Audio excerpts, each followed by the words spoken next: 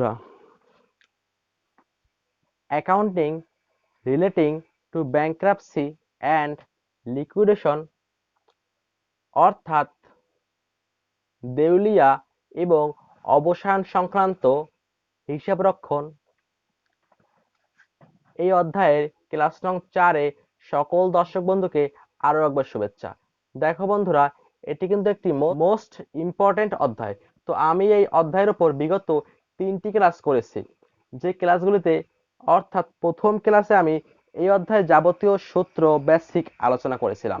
Class নং 2-তে আমি দেখিয়েছিলাম একটি বোর্ড কোশ্চেনের ছোট্ট সমাধান। ক্লাস নং 3-এ আমি 2015 সালের বোর্ড কোশ্চেনের সমাধান করেছিলাম।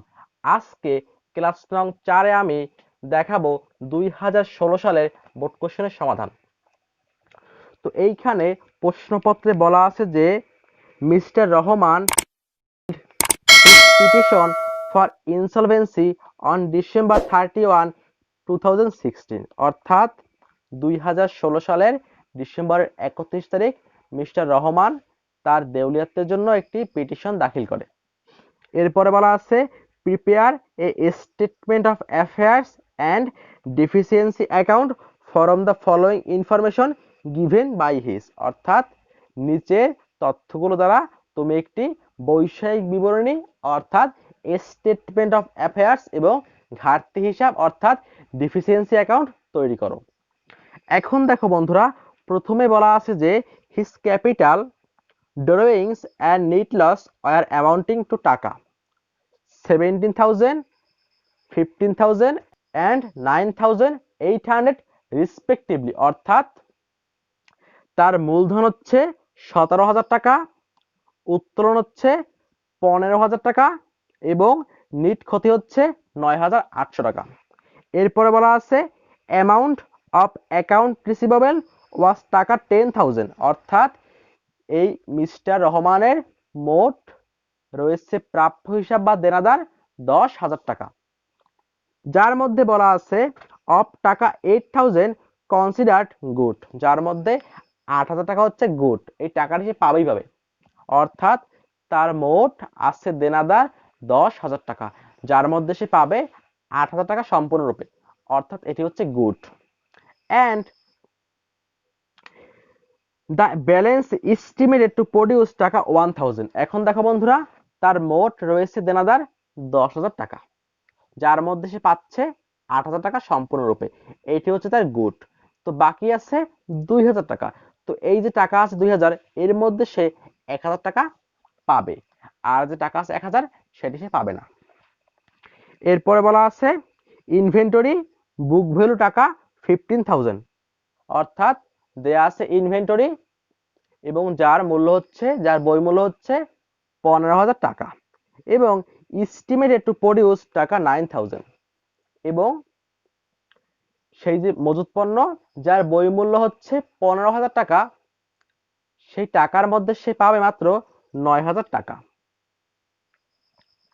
অর্থাৎ এই যে মজুত পণ্য যার মূল্য হচ্ছে 15,000 টাকা, তার মধ্যে সে আদায় করতে পারবে মাত্র 9,000 টাকা। এরপরে বলা আছে মেশিনারি বুক ভ্যালু টাকা 16,000 অর্থাৎ একটি মেশিন রয়েছে যার রয়েছে বই মূল্য 16,000 টাকা অ্যান্ড কস্ট টাকা 18,000 এবং দেয়া আছে কস্ট 18,000 টাকা, অর্থাৎ এই মেশিনটি স্থাপন করতে বা তৈরি করতে তার মোট ব্যয় হয়েছে 18,000 টাকা। দেখো বন্ধু, এই অঙ্কের ক্ষেত্রে তুমি কত টাকা দিয়ে কোনো মেশিন স্থাপন করেছো সেটি কোনো ফ্যাক্টর না, তোমাকে দেখতে হবে যে তোমার ওই মেশিনটির বই মূল্য কি ছিল, আর তোমাকে মেইনলি প্রয়োজন হবে এই মেশিনটি থেকে বর্তমানে কত টাকা আদায় হবে, অর্থাৎ রিলিজেবল ভ্যালু। তো এখানে কস্টটি কোনো প্রকার ইম্প্যাক্ট ফেলবে না। তো লেখা আছে এস্টিমেটেড টু প্রডিউস টাকা 11,000 অর্থাৎ এই মেশিন থেকে 11,000 টাকা আদায় হতে পারে। এরপরে বলা আছে অ্যামাউন্ট অফ ব্যাংক ওভারড্রাফট টাকা 8,000 অর্থাৎ ব্যাংক থেকে জমাতিরিক্ত উত্তোলন করা হয়েছে 8,000 টাকা। দেখো বন্ধুরা, এটি কিন্তু একটি দায়, কারণ ব্যাংক থেকে জমাতিরিক্ত উত্তোলন অর্থাৎ ব্যাংকের যে পরিমাণ টাকা আছে তার থেকে আমি অতিরিক্ত টাকা উত্তোলন করে নিয়ে আসছি। আর আছে মর্গেজ লোন টাকা 10,000, আর দেয়া আছে মর্গেজ লোন 10,000 টাকা। এরপরে বলা আছে accounts payable of merchandise supplied টাকা 40,300, অর্থাৎ মার্চেন্ডাইজ অর্থাৎ পণ্য ক্রয় করা হয়েছে এবং যেখানে তৈরি হয়েছে পাওনাদার, যেখানে তৈরি হয়েছে অ্যাকাউন্টস পেয়েবল বা পাওনাদার। অর্থাৎ দেখো বন্ধুরা, যখন ধারে কোনো পণ্য ক্রয় করা হয় বা ক্রয় করা হয় মার্চেন্ডাইজ, তখন কিন্তু সেখানে তৈরি হয় অ্যাকাউন্টস পেয়েবল বা পাওনাদার। এরপরে বলা আছে আউটস্ট্যান্ডিং স্যালারিজ 500 ফর এমপ্লয়িজ, অর্থাৎ কর্মচারীদের বেতন বকেয়া আছে 500 টাকা। দেখো বন্ধুরা, আমি বলেছিলাম যে কর্মচারীদের বকেয়া বেতন যদি 2,000 টাকার মধ্যে হয় তবে সেটি হচ্ছে একটি প্রিফারেন্সিয়াল ক্রেডিটর্স। যেহেতু এখানে বেতন বকেয়া হচ্ছে 500 টাকা, সুতরাং এটি হচ্ছে একটি প্রিফারেন্সিয়াল ক্রেডিটর্স। তো এরপরে বলা আছে বিল রিসিভেবল টাকা 10,000, অর্থাৎ প্রাপ্য বিলের পরিমাণ হচ্ছে 10,000 টাকা। এক্সপেক্টেড টু রিয়েলাইজ টাকা 4,000, যার মধ্যে পাওয়া যাবে 4,000 টাকা, আর বাকিটা হচ্ছে অবশ্যই ব্যাড ডেটস। এরপরে বলা আছে mister Rahman has a assurance policy of টাকা 15,000, অর্থাৎ মিস্টার রহমানের একটি বীমার পলিসি যার মূল্য হচ্ছে 15,000 টাকা। হুজ সারেন্ডার ভ্যালু টাকা 10,000, কিন্তু এই বীমাটির বা এই পলিসির বর্তমানে সমর্পণ মূল্য হচ্ছে 10,000 টাকা। দেখো বন্ধুরা, সারেন্ডার ভ্যালু বা সমর্পণ মূল্য, তোমরা হয়তো যারা বিবিএ থার্ড ইয়ারে বিজনেস কমার্শিয়াল ল ব্যবসায়িক বাণিজ্যিক আইন বইটি পড়েছো, তারা সেখানে অবশ্যই পেয়েছো যে সমর্পণ মূল্য কি। অর্থাৎ যখন কোনো বীমার মেয়াদকাল পূর্ণ হওয়ার পূর্বেই, অর্থাৎ কোনো বীমার মেয়াদকাল উত্তীর্ণ হওয়ার পূর্বেই বীমাকারী তার যাবতীয় বীমা পলিসিটাকে বীমা কোম্পানির নিকট সমর্পণ করে বা প্রদান করে, তখন ওই বীমা কোম্পানি তার যাবতীয় হিসাব করার পরে তার বীমার যাবতীয় টাকাকে হিসাব করে সেখান থেকে সে যত টাকা পেতে পারে সেই টাকাটি বীমাকারীকে প্রদান করে। আর যে পরিমাণ টাকা প্রদান করে তার নাম হচ্ছে সমর্পণ মূল্য, বা ইংরেজিতে বলতে গেলে সারেন্ডার ভ্যালু। এখন দেখো বন্ধুরা, তার বীমার মূল্য ছিল 15,000 টাকা, কিন্তু এখন সে এই বীমা হতে পাবে 10,000 টাকা। এরপরে বলা আছে is held by banker against overdraft, অর্থাৎ তার যে বীমা পলিসিটি এটি সে জামানত রূপে রেখেছে ওই ব্যাংক ওভারড্রাফটের জন্য। অর্থাৎ দেখো বন্ধুরা, এখানে একটি বীমা করা ছিল যার মূল্য হচ্ছে 1,000 টাকা, এই টাকাটি সে জামানত রূপে রেখেছে ব্যাংক ওভারড্রাফট বা ব্যাংক থেকে জমাতিরিক্ত উত্তোলন করার জন্য। এরপরে আছে his household liabilities are amounting to টাকা 8,000, এবং বলা আছে value of the household property other than life assurance policy is টাকা 4,000, অর্থাৎ এখানে বলা হচ্ছে যে এই যে মিস্টার রহমান তার বাসার দায় রয়েছে বা বাড়ির ঋণ আছে 8,000 টাকা, এবং এখানে আছে হাউসহোল্ড প্রপার্টি বাসার সম্পত্তি। দেখো বন্ধুরা, অনেক আছে রিসিভার যারা বাসার ঋণ নিয়ে কোনো প্রকার হিসাব করে না, অর্থাৎ তারা বাসার ঋণকে স্কিপ করে যাবতীয় বিষয়কে কাউন্ট করে, আর বাসার সম্পত্তিকেও তারা হিসাবভুক্ত করে না। তো বন্ধুরা, যদি তুমি এই হাউসহোল্ড প্রপার্টি অর্থাৎ বাসার সম্পত্তি এবং হাউসহোল্ড লাইবিলিটি তুমি এটিকে অন্তর্ভুক্ত করো অঙ্কের ক্ষেত্রে, তবে তোমার অঙ্কটি অবশ্যই সঠিক হবে। আর যদি কোনো শিক্ষার্থী এই হাউসহোল্ড প্রপার্টি বা হাউসহোল্ড লাইবিলিটিস এই দুটিকে বাদ দিয়ে অঙ্কের সমাধান করে, তবেও তার অঙ্কটি অবশ্যই সঠিক হবে। আজকে আমি দেখাবো এই যে হাউসহোল্ড প্রপার্টি এবং হাউসহোল্ড লাইবিলিটি এই দুটিকে বাদ দিয়ে তুমি কি করে অঙ্কের সমাধান করবা। তো বন্ধুরা, আমি প্রথমেই বের করব ওয়ার্কিংস। আমি লিখলাম fully secured creditors, details amount of loan, value of security. দেখো বন্ধুরা, এখানে একটি মাত্র ঋণ ছিল জামানতযুক্ত, সেটি হচ্ছে ব্যাংক ওভারড্রাফট, এবং সেটি নেওয়া হয়েছে ওই যে বিমার বা অ্যাসুরেন্স পলিসির সমর্পণ মূল্য হতে। দেখো বন্ধুরা, এখানে আছে ব্যাংক ওভারড্রাফট টাকা 8,000, আর এখানে আমার বিমার সমর্পণ মূল্য হচ্ছে 10,000 টাকা, আর এখান থেকে আমি 4% টাকা দিব রিসিভারকে। তো লিখলাম মাইনাস রিসিভার ফি, 10,000 মাইনাস 400 চলে আসে 9,600। এখন আমি দেখবো বন্ধুরা আনসিকিউরড ক্রেডিটর্স, এর মধ্যে আছে অ্যাকাউন্ট পেয়েবল 40,300, এটি মোট, এটি নিট, আর আছে মর্গেজ 10,000 টাকা, তাহলে মোট চলে আসে 50,300 টাকা। এখন আমি করব স্টেটমেন্ট অফ অ্যাফেয়ার্স, লিখলাম লাইবিলিটিস, এখানে হচ্ছে গ্রোস লাইবিলিটি, এখানে হচ্ছে এক্সপেক্টেড টু র্যাঙ্ক। প্রথমে লিখলাম ফুললি সিকিউরড ক্রেডিটর্স, প্রথমে লিখলাম অ্যামাউন্ট অফ লোন টাকা 8,000 মাইনাস দিব ভ্যালু অফ সিকিউরিটি টাকা হচ্ছে 9,600। দেখো বন্ধুরা, আমার লোন হচ্ছে টাকা 8,000, কিন্তু আমি এর জন্য যে সম্পত্তি রেখেছিলাম জামানত রূপে সেই বিমার মূল্য হচ্ছে 9,600 টাকা, কারণ মূল্য ছিল 10,000 টাকা, যার মধ্যে থেকে 400 টাকা নিল রিসিভার, তো বাকি আছে 9,600 টাকা। এখন দেখো বন্ধুরা, এখন কিন্তু আমার সম্পত্তির মূল্য আছে 9,600 টাকা, অর্থাৎ আমি কিন্তু এই টাকা দিয়ে অবশ্যই আমার ব্যাংক ওভারড্রাফটের যে দায়টি 8,000 টাকা সেটা কিন্তু অবশ্যই পরিশোধ করতে পারবো, কিন্তু তারপরেও কিন্তু আমার কাছে টাকা বাকি থাকবে 1,600। তো এটি কিন্তু অবশ্যই একটি সম্পদ, এটি আমার অন্তর্ভুক্ত হবে সম্পদ পাশে। আমি লিখলাম সারপ্লাস অ্যাজ পার কন্ট্রাক্ট। এবার যেহেতু এখানে কোনো প্রকার পার্টলি সিকিউরড ক্রেডিটর্স নেই, সেহেতু সেটি আমি স্কিপ করলাম। আমি লিখলাম প্রিফারেন্সিয়াল ক্রেডিটর্স, এর মধ্যে আছে স্যালারিস, অর্থাৎ যদি বেতন থাকে 2,000 টাকার মধ্যে তবে সেটি একটি অগ্রাধিকার দায়। তো লিখলাম স্যালারিস টাকা 500। আমি বলেছিলাম যে যেগুলি আছে প্রিফারেন্সিয়াল ক্রেডিটর্স সেগুলি কিন্তু অবশ্যই তোমাকে প্রথমেই সম্পদ থেকে বাদ দিতে হবে, তাই লিখলাম minus deducted as per contra টাকা 500। এখন আমি লিখলাম 3 নাম্বার দিয়ে আনসিকিউরড ক্রেডিটর্স টাকা হচ্ছে 50,300 লিখলাম, এটি আমার মোট দায়, লিখে দিলাম, হিসাববদ্ধ করলাম। এখন দেখো বন্ধুরা, আমি একটু লিখে নিই গ্রোস লায়াবিলিটি। এখানে আছে অ্যামাউন্ট অফ লোন টাকা হচ্ছে 8,000, এবার আছে প্রিফারেন্সিয়াল ক্রেডিটর্স টাকা 500, আর আছে আনসিকিউরড ক্রেডিটর্স টাকা হচ্ছে 50,300। এখন আমি দেখব অ্যাসেট, লিখলাম বুক ভ্যালু আর হচ্ছে এস্টিমেটেড টু প্রডিউস বা রিলিজেবল ভ্যালু। প্রথমে নিব আনসিকিউরড প্রপার্টিস, এর মধ্যে আছে ইনভেন্টরি।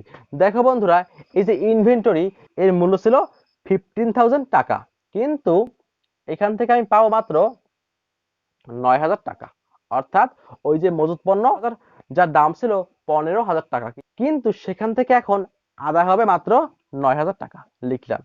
আরেকটি আছে মেশিনারি, যার বই মূল্য ছিল 16,000 টাকা। এখন দেখো বন্ধুরা, এখানে কিন্তু আরেকটি মূল্য ছিল কস্টের মূল্য, কিন্তু আমি বলেছি যে একজন প্রতিষ্ঠান তার কোনো সম্পত্তি স্থাপন করতে বা তৈরি করতে যে টাকা ব্যয় করবে সেটি কোনো প্রকার ইম্প্যাক্ট ফেলবে না এই অঙ্কের ক্ষেত্রে। তোমায় দেখতে হবে ওই সম্পত্তির বই মূল্য কত।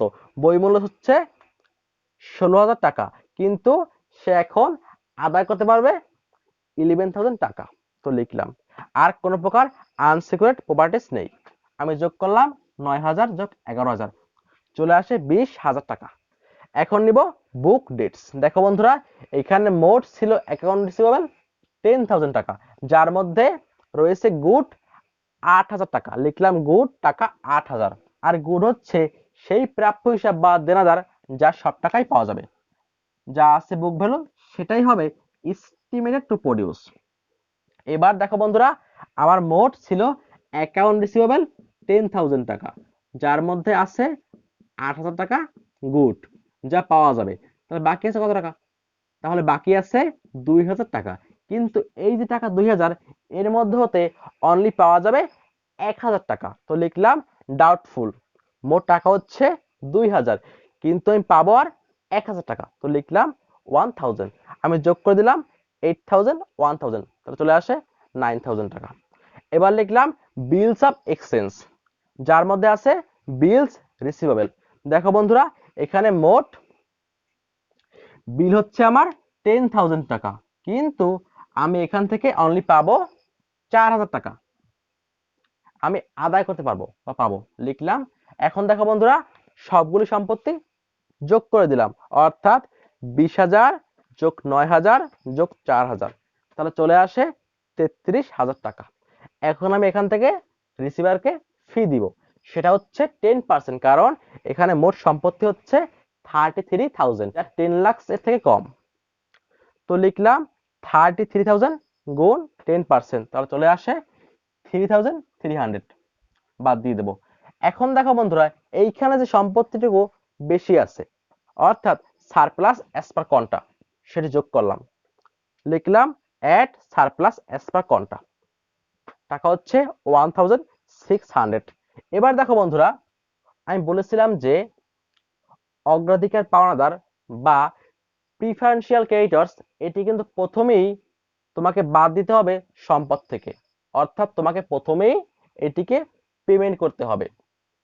তো আমি লিখলাম minus deducted as per contra, টাকা হচ্ছে 500, এই টাকাটি যা স্যালারি ছিল।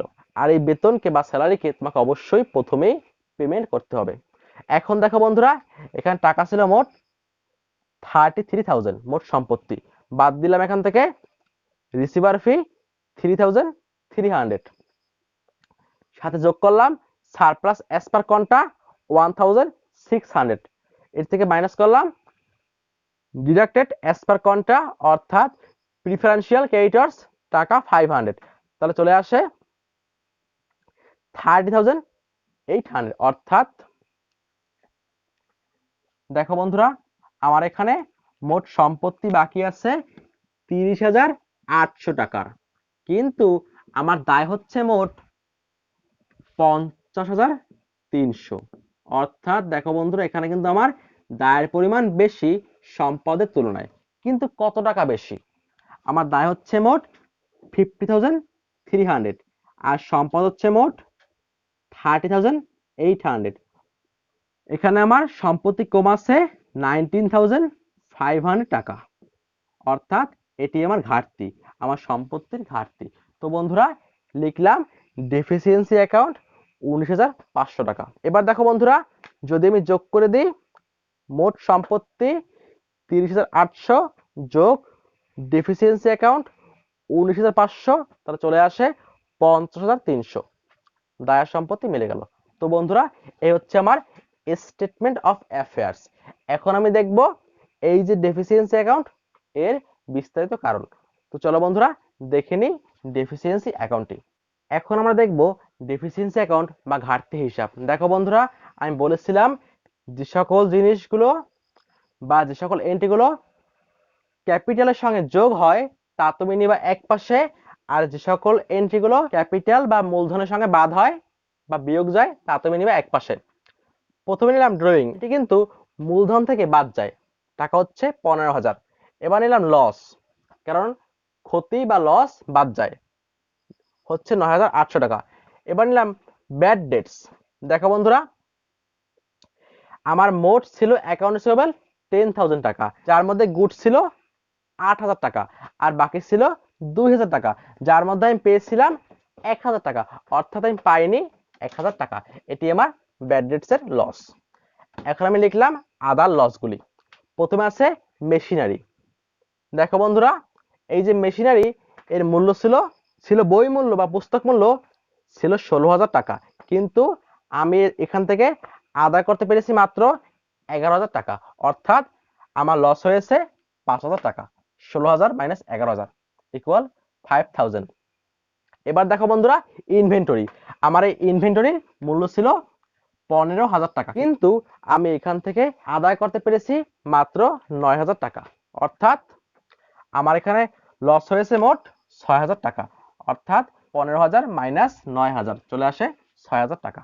এবার দেখো বন্ধুরা, এই যে বিলস রিসিভেবল, যার মূল্য ছিল 10,000 টাকা, কিন্তু এখান থেকে আমি আদায় করেছি মাত্র 4,000 টাকা, অর্থাৎ আমার ক্ষতি হয়েছে এখানে 6,000 টাকা। 10,000 মাইনাস 4,000 ইকুয়াল 6,000। এবার দেখো বন্ধুরা, আমি এই তিনটি লসকে যোগ করে দিলাম, অর্থাৎ 5,000 যোগ 6,000 যোগ 6,000, তাহলে চলে আসে 17,000। এখন আমি নিব রিসিভার্স ফি। দেখো বন্ধুরা, আমি প্রথমে এখানে করেছিলাম ফুললি সিকিউরড ক্রেডিটর্স ওয়ার্কিংসে, সেখানে আমি আমার অ্যাসুরেন্স পলিসি টাকা ছিল 10,000, সেখানে আমি দিয়েছিলাম 4% রিসিভারকে ফি, তাহলে 10,000 গুণ 4% চলে আসছিল 400 টাকা বা 400 টাকা, লিখলাম 400 টাকা। আর দেখো বন্ধুরা, আরেকটি রিসিভার ফি নিয়েছে, এখানে মোট সম্পত্তির উপর 3,300 টাকা, লিখলাম 3,300 টাকা, যোগ করে দিলাম, তাহলে মোট চলে আসে 3,700 টাকা। এবার দেখো বন্ধুরা, আমি এই পাঁচটি যোগ করে দিলাম, 15,000 যোগ 9,800 যোগ 1,000 যোগ 17,000 যোগ 3,700, তাহলে মোট চলে আসে 46,500, অর্থাৎ 46,500। এখন আমি করব সেই এন্ট্রিগুলো যা মূলধন বা ক্যাপিটাল এর সঙ্গে যোগ হয়। প্রথমে নিলাম ক্যাপিটাল, টাকা আছে 17,000। দেখো বন্ধুরা, এইখানে কোনো প্রকার প্রফিট নাই, তবে একটি বিষয় আছে যে মালিক তার নিজস্ব অ্যাসুরেন্স পলিসি, সেটিকে সে এই প্রতিষ্ঠানের দায়ের জন্য বা প্রতিষ্ঠানের ঋণ নেবার জন্য ব্যবহার করেছে জামানত রূপে, অর্থাৎ মালিক তার নিজের একটি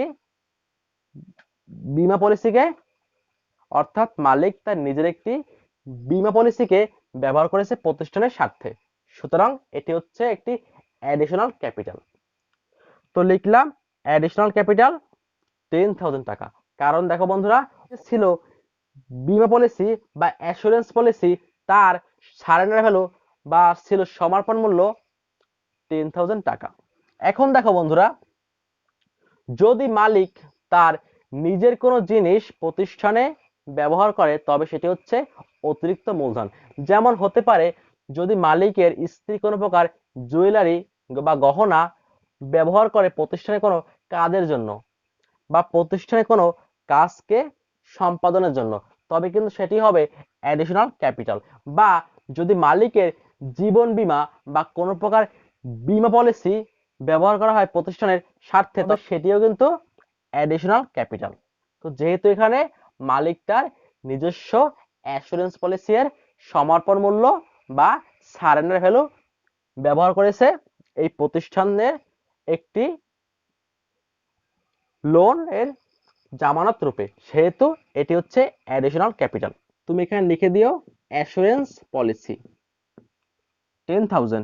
এবার দেখো বন্ধুরা, আর আছে ডেফিসিয়েন্সি অ্যাকাউন্ট, টাকা হচ্ছে 19,500।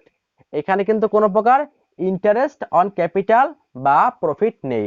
আমি যোগ করে দিলাম 17,000 যোগ 10,000 যোগ 19,500, যোগ করা চলে আসে 46,500।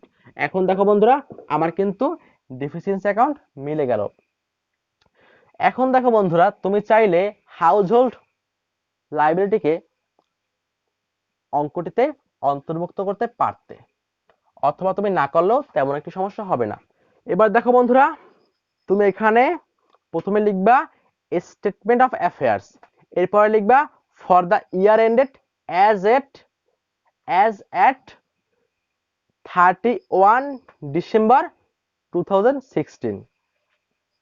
আর তুমি এখানে লিখবা ডেফিসিয়েন্সি অ্যাকাউন্ট, আমি লিখলাম deficiency account as at 31 December 2016, বা তুমি লিখতে পারো for the year ended as at 31 December 2016, অর্থাৎ 2016 সালের 31 ডিসেম্বর সমাপ্ত বছরের জন্য। তো বন্ধুরা, এই ছিল আমার ক্লাস নং 4। এরপরে চলে আসবে ক্লাস নং 5, যেখানে আমি দেখাবো যে যদি প্রশ্নপত্রে কোনো একটি এন্ট্রি বা মিসিং থাকে, কোনো একটি টাকা মিসিং থাকে, তখন তুমি কি করে সেই মিসিংটি বের করার পরে এই ডেফিসিয়েন্সি অ্যাকাউন্টকে মিলাবে। তো বন্ধুরা, ক্লাস নং 5 দেখার আমন্ত্রণ জানিয়ে সকলকে এখানেই বাই।